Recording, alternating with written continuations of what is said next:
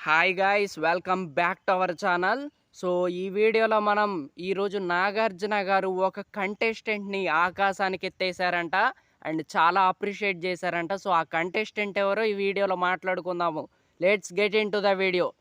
So బయట మనకి power star Pawan Kalyan గారి ఓజీ హవా నడుస్తుంటే, బిగ్ బాస్ హౌస్లో మన సోల్జర్ పవన్ కళ్యాణ్ హవా మాత్రమే నడుస్తుంది.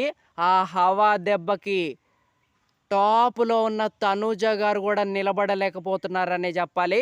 దెబ్బకి నిన్నటి ఒక్క ఎపిసోడ్‌తో తను విన్నర్ రేస్‌లోకొచ్చేసాడు. సో ఇప్పుడు విన్నర్ రేస్‌లో ముగ్గురున్నారు. ఒకళ్ళొచ్చేసి తనూజ, ఇంకోళ్ళొచ్చేసి పవన్ కళ్యాణ్, ఇంకొకళ్ళొచ్చేసి జబర్దస్త్ ఇమాన్యుల్. సో వీళ్ళ ముగ్గురిలో ఎవరైనా గెలవచ్చు. మొన్నటి వరకు ఈ సీజన్‌లో విన్నర్ అమ్మాయిలు గెలిచే అవకాశాలున్నాయని మనం మాట్లాడుకున్నాం గదా! సో లెక్కలు మారాయి. సో అందరి లెక్కలు తేలవబోతున్నారు మన కింగ్ నాగార్జున గారు ఈరోజు. సో ఈరోజు నాగార్జున గారు కొంచెం ఫైర్ మీదైతే ఉన్నారంట. సో కింగ్ నాగార్జున గారు మన పవన్ కళ్యాణ్‌ని బాగా అప్రిషియేట్ చేశారంట. పవన్ కళ్యాణ్, నువ్వు ఆడిన ఆటకి నీ క్యాప్టెన్సీ రాలేదేమో, నువ్వు మా జనాల హృదయాలు గెలిచావు సో అని అన్నారంట. సో నిజంగా next level. And Pawan Kalyan గురించి చెప్పుకోవాలబ్బా, he is real game changer in Bigg Boss 9 అనే చెప్పాలి. He is real OG. బయట పవర్ స్టార్ పవన్ కళ్యాణ్ గారు ఓజీతో హవా నడిపిస్తుంటే, లోపల మన సోల్జర్ పవర్ ఏంటో చూపిస్తున్నాడు పవన్ కళ్యాణ్.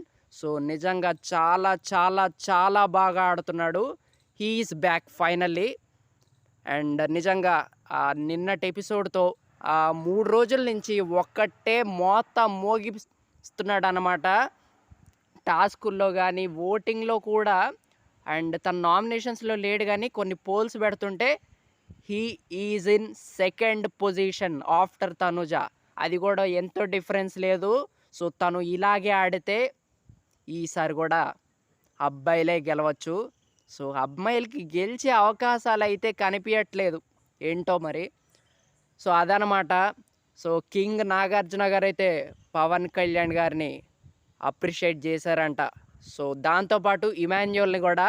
సో మీ ఇద్దరి కాంబో మాత్రం త్రిబుల్ ఆర్‌లో జూనియర్ ఎన్టీఆర్‌ది అండ్ రామ్ చరణ్ గారిది ఎలాగైతే హైలైట్ అయిందో, ఈ సీజన్‌లో మీ ఇద్దరి కాంబో మాత్రం హైలైట్‌గా నిలవబోతుంది. మీరు ఇలాగే ఆడాలని మనస్ఫూర్తిగా కోరుకుంటున్నా అని అన్నారంట నాగార్జున గారు. సో మరి చూద్దాము. సెకండ్ ప్రోమో కూడా వచ్చాక ఇంకా మాట్లాడుకుందాం.